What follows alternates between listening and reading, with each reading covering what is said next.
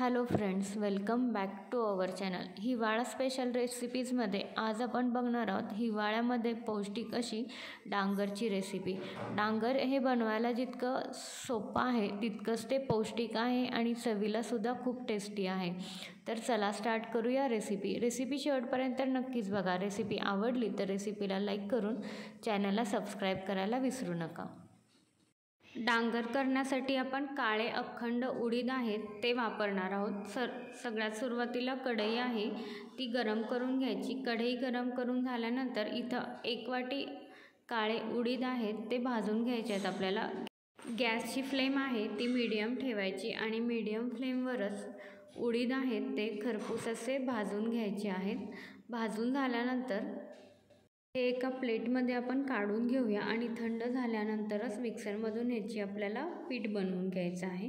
गरम असताना हे मिक्सरमधून वाटून घ्यायचं नाही आहे. थंड झालेलं आहे आता उडीद आणि हे मिक्सरमधून ह्याची आपण पूड करून घेतलेली आहे. आता आपण डांगर बनवायला सुरुवात करूया. एका बाउलमध्ये जे आपण पीठ करून घेतलेलं आहे ते 2 ते 3 चमचे घेऊया. त्याच्यामध्ये आपण 1 कांदा बारीक कट केलेला वापरणार आहोत तो ॲड करूया.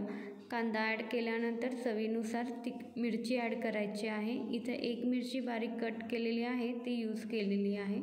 त्याच्यानंतर काश्मीरी तिखट आहे ते अर्धा चमचा यूज करूया आपण. चवीनुसार मीठ वापरायचं आहे. हिंग आहे तो 1 चमचा मसाल्यातला यूज करायचा आहे.